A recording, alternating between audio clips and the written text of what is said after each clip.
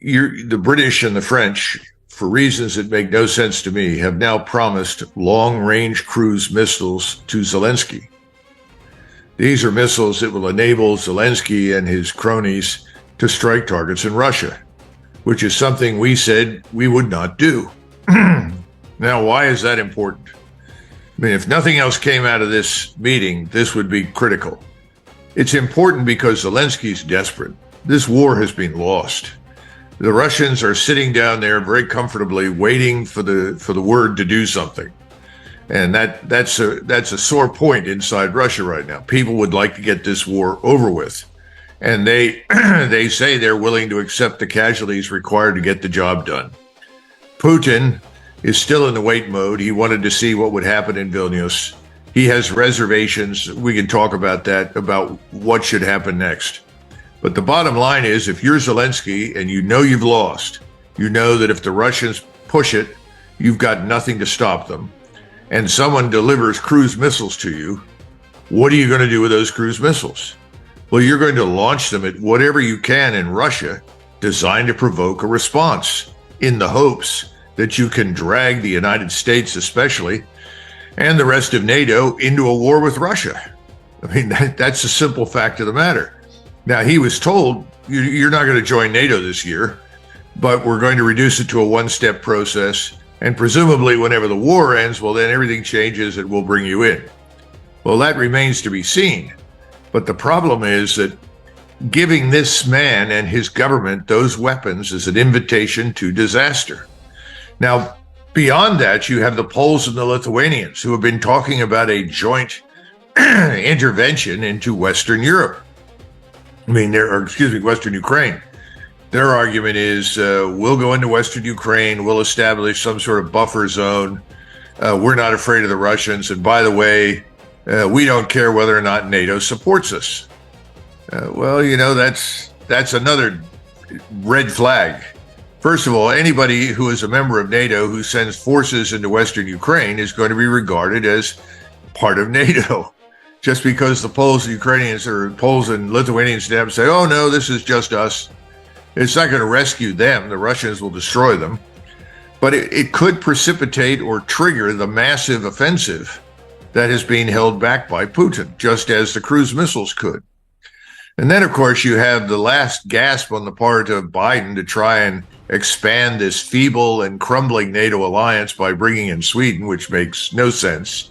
If you're a Swede, I haven't figured out why they want to join the sinking ship. But that's effectively what they're doing. They're stepping onto a ship that's sinking. NATO is the equivalent of the Titanic. It's already hit an iceberg. The iceberg is called Ukraine.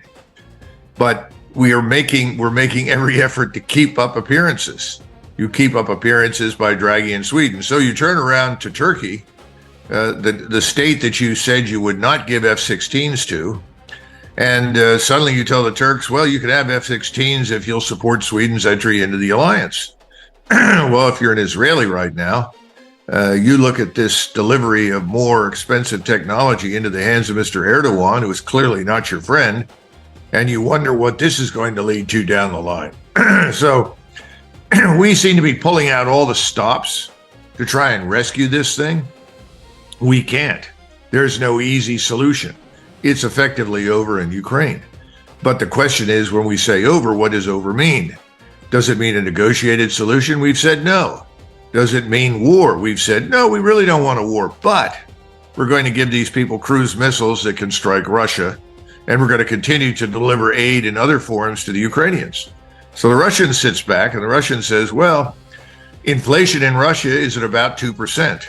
The Russian economy is growing at 2% right now, infinitely better than the situation anywhere in Western Europe. The Russians are very comfortable with where their economy is. They're doing a land office business with China and dozens of other countries and India. They have no serious economic problem whatsoever.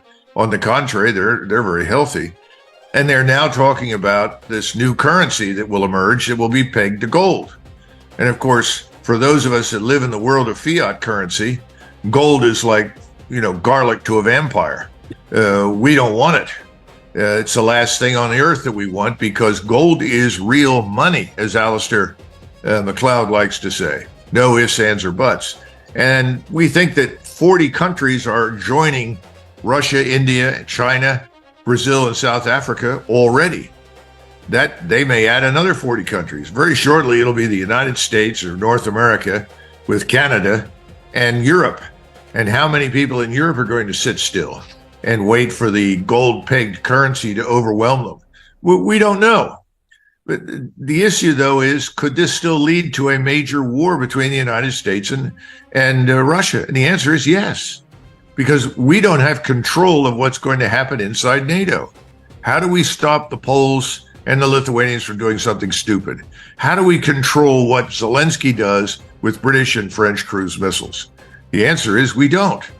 And since we don't control those things, and we're facing our own set of problems at home, we're watching France melt down, the Dutch government just fell, the Bulgarians have said we'll be neutral under any circumstances of what you do, Hungary doesn't support the business with Ukraine. I mean, we just go down the list, it's endless. And our problems are endless. The border is open. Illegal immigration, illegal human trafficking continues at an horrendous rate. I mean, it's catastrophic what we face here at home. Yet there's no sense of this, and then we are led ostensibly by this enfeebled person who is 80 years old and has trouble finding his way off the stage. So who's really in charge? I don't think it's President Biden. Who's running the government?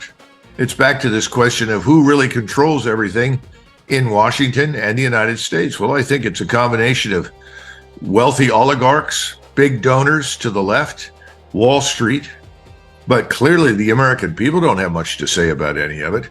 And you know as well as I do, if you go on and look at mainstream media, there's no mention of any possibility of any real conflict with Russia. People continue every day, oh, don't worry, the stock market isn't crashed yet. You know, the economy is bad, but it's getting better. No. So just, what was it that Bush said? Go to the mall and shop. Yeah. And I think that's the message that comes from Washington. And I think it's a very dangerous one because we are much closer to danger than we have been in decades when it comes to war with Russia. Well, thank you for that. These countries that are getting ready to hand over these long distance missiles, are they under the belief that Ukraine is not going to use them to fire into Moscow because every other weapon they've given them that might reach, they've tried to use it, including drones and other weapons. To me, this seems very dangerous, like handing a child a weapon and then the adult leaves the room saying, well, we'll just trust that the child won't fire the weapon in the wrong direction. Are they just operating under hope? Well, you're striking the salient target out there. This is the real question, because I can tell you that behind the scenes, the Germans want this whole thing to end, as do most of the Europeans. They don't want this perpetual war going on in Ukraine. Their economy is in total ruins. The country's being deindustrialized. Germany is going to be pasteurized. Then they're overwhelmed by millions of Muslims from North Africa and the Middle East that they don't want in their country. I mean, let's be frank. We can pretend otherwise, but those are the facts. The same thing that's happening in France could happen in Germany. There's already some evidence of it breaking out. So I don't think that the Germans want to see Russia destroyed and dismembered, which is the real Wall Street, London banking, Washington, London government cabal goal and objective. Bring down Putin, bring down the government, dismember Russia, strip it of its resources. That's not going to happen. And they know that. So if they're not signing on for that, the question is, why are they doing something stupid on the scale that you're suggesting? Because I think they continue to drink the Kool-Aid, which is, well, the Ukrainians could still win. No, they can't. Well, the Russians haven't done anything yet. Well, they haven't done much. That's true, but that doesn't mean they can't and they won't. It's a trap, I think. Politicians never really want to be pregnant and bring the child to term. They always want to be a little bit pregnant because they never know when they want to abort. And as soon as things get really, really bad, they'll abort. That's what's going on in Europe. I just don't know how much longer those governments will last. I'm surprised that Scholz is still there. His approval ratings are worse than Biden's. They have a parliamentary regime. They can have a no confidence vote and replace him and put in a new government. But for whatever reason, it hasn't happened. I still think a lot of that has to do with this sort of lingering hope and wish that they can remain a vassal of the United States without the consequences of subordinating themselves to us. And the consequences of subordinating themselves to us militarily, politically, and financially is the disaster in Ukraine, which could get a lot worse. Yeah. Wow. Okay. You mentioned earlier, I don't know the exact phrase you said, but you said we could address that if you want. Had something to do with Putin's reservations, or go ahead. Tell me what you're thinking there. Well, I think you mentioned Prigozhin, Russia's answer to reality TV. I'm not terribly interested in wasting a lot of time talking about him personally, but we ought to look carefully at what this event meant, at least in the minds of Russians, and why it continues to sort of reverberate, I think, in Moscow. Prigozhin wanted to save his Wagner group, which has been under pressure from Gerasimov and the Minister of Defense, Shoigu, for a long time, ever since the war began, because technically Wagner is a private military organization employed by the Russian government, is not supposed to operate inside Russia. It's essentially the equivalent of the French Foreign Legion. French Foreign Legion does not operate normally inside metropolitan France. It's supposed to be beyond French borders. That could change, incidentally, if things in France grow worse, which I think they may. But right now, that's the law. And so he said, look, don't dismember Wagner. Don't throw it out of business. It's a great organization. That was number one. He is wildly popular inside Russia. His organization is wildly popular because they are seen as Russian patriots who are fighting every day to defend Mother Russia. And his rhetoric has been very popular because he's a sort of mafia-like tough guy that Russians like. Somebody who stands there and says, why are we not crushing Ukrainians now?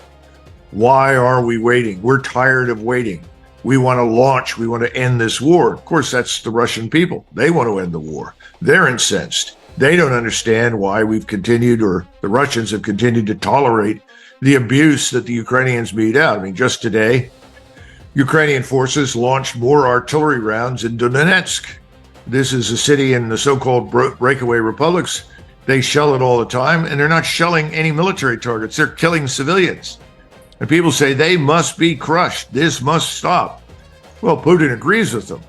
But Putin has a different calculus. And his calculus is what we don't want is NATO intervention on the ground in Western Ukraine. Because if that happens, it's going to be very difficult for us to avoid a direct military confrontation with NATO, especially the United States. And I think that's the crux of the issue for him. He said, we're going to sit here, we're going to demonstrate that we are invincible. There's nothing the Ukrainians can do. We're going to continue to build our force. They're up to 750,000 now. The plan is to go to about 1.2 million men. They're continuing to quietly mobilize and also to contract for new soldiers inside the Russian military. Shoigu has just been on a tour. He may still be on it. I know he's been on it for the last couple of days, visiting all of the factories and production facilities for armaments, uniforms, equipment, everything that you need to fight a war, from, complex missile parts, to cruise missiles, to drones, whatever. And everything in that country is running basically 7 days a week, 24 hours a day, 365 a year. There's no danger of them running out of anything. And at the same time, you've now had the president of the United States admit to the world, well, we've run out of ammunition. So we're sending cluster munitions, not new ones that are good. This is old ammunition. And if you listen to that and you're on the Russian side, the Russians are saying, well, let's get this over with. What are they going to do? See, the problem for Putin is he doesn't want that confrontation. And he doesn't want to answer that question, what are they going to do? Because he does not want a nuclear confrontation. Yeah, my understanding from, looking at this from many different angles and sources is that Putin is kind of caught between needing to look like a great military leader that doesn't butcher his neighbors. He also needs to look like someone who is resolving an issue, but still keeping the door open for Russia to do business with Europe. Is that a fair? No, I think that's an accurate depiction, but his audience is not Europe and the United States. His audience is the rest of the world. And it's very important to him what people in Asia think, what people in the Indian subcontinent think, what people in Africa think, what people in the Middle East think. That's another reason for moving cautiously, deliberately, and slowly, and avoiding a major confrontation if it can be done. But all of this could change at a moment's notice, and that's the problem. Suddenly, dumb things can happen. The cruise missiles arrive, and they show up landing not only in Moscow, but perhaps in Rostov, perhaps Belgrade, other major cities in Russia. Who knows? Because that's all the Ukrainians can really do with them at this point.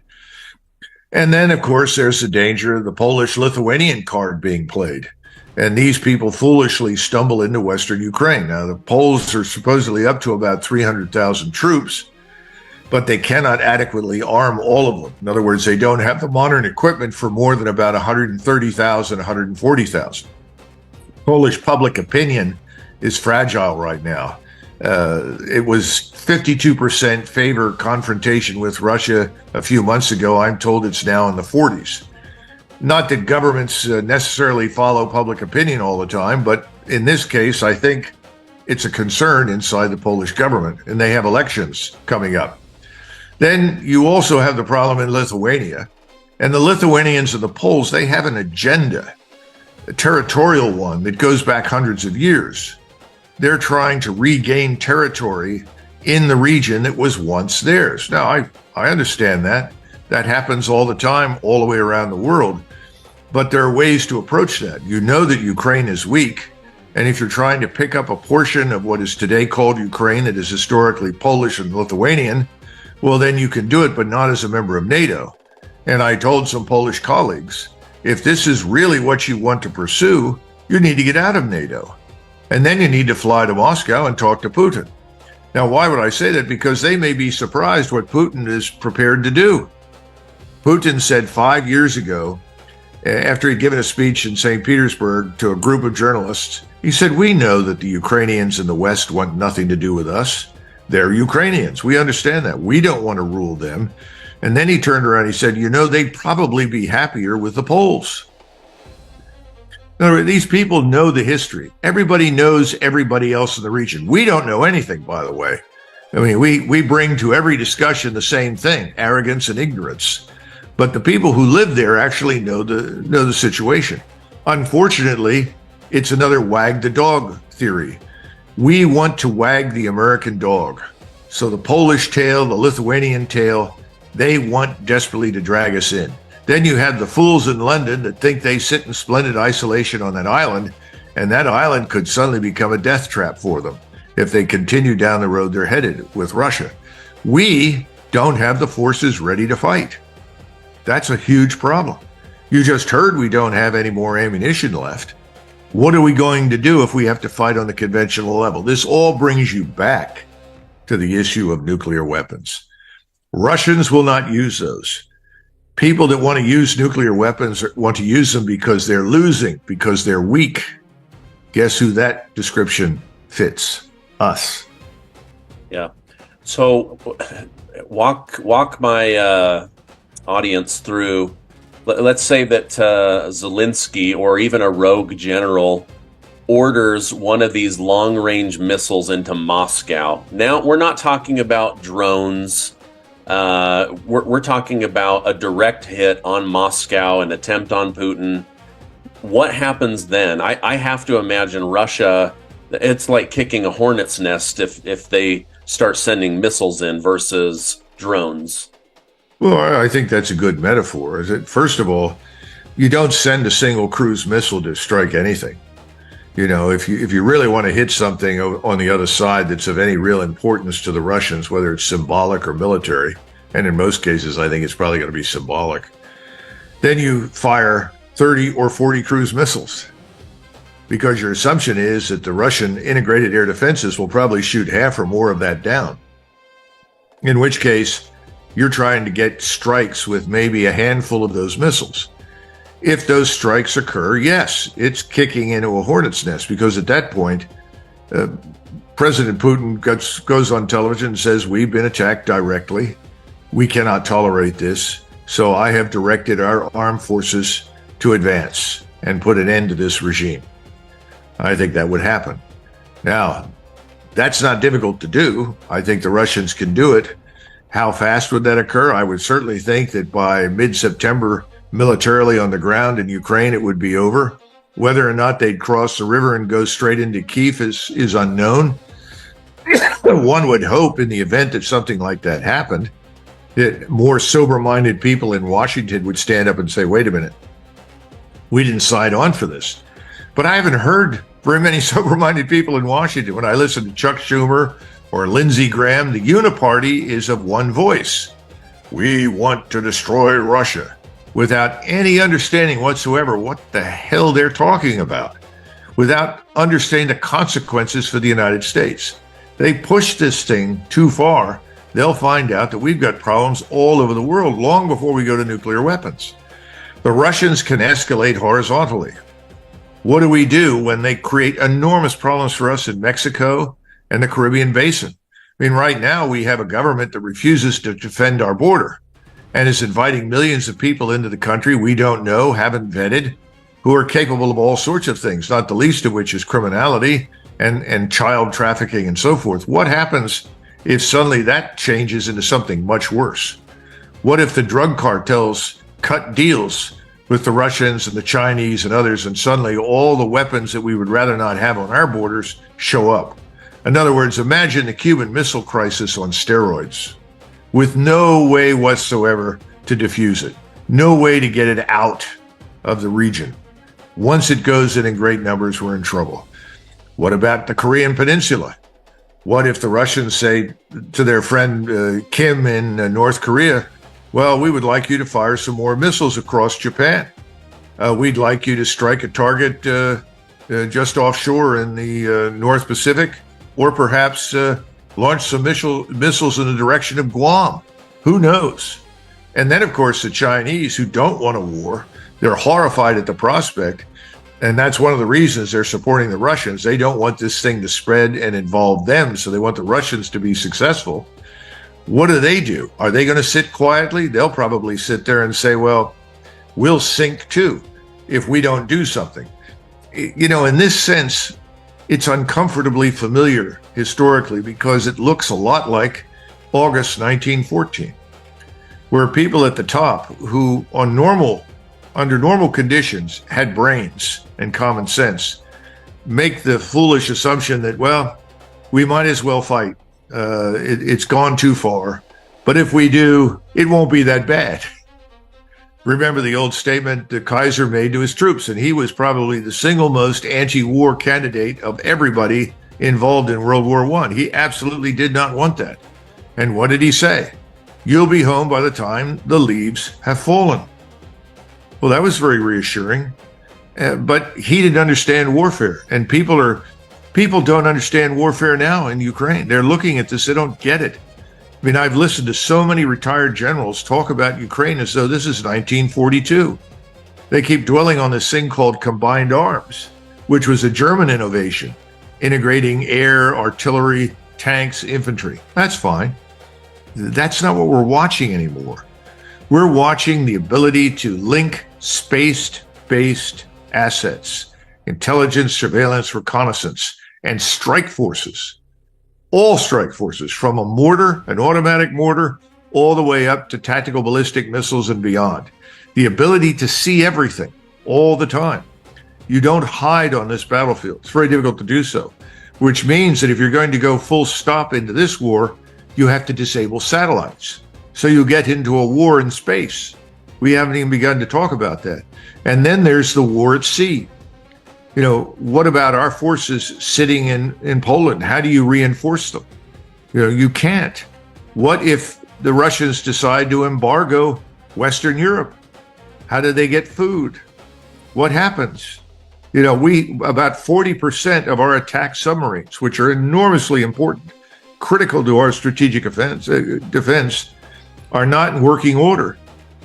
They're in repair. We haven't even talked about the ballistic missile submarines, and I don't want to. But my point is, our submarine fleet is critical. It's not in good shape. That's probably the single most powerful and critical strategic asset we own. We're not ready for anything. By the way, in 1914, neither were the forces that went to the field. Only 40%, 40% of German forces in 1914 had field uniforms. That meant that 60% of all German forces only had dress uniforms in 1914. Does that sound like everybody's ready to go to war? If we go to Russia, it's even worse. The French, with their red trousers and blue coats, gleaming bayonets, all went to war in 1914 with cavalry charges. That's what we're talking about right now. We're facing an entirely different kind of warfare. We're not coming to terms with it. Yeah. Have you seen the Netflix show All Is Quiet on the Western Front? You mean the new version of it? Yeah. Of the old novel? No. Oh, okay. It starts off with somebody being killed at war. His uniform is taken, washed, the bullet holes are sewn up, and then they hand it to a new soldier who's smiling and ready to go to war for his country. And he says, "Hey, there's somebody's name in here." And they rip out the tag and they said, "Probably didn't fit him anymore. Here you go, son." It makes me think of what you were just saying.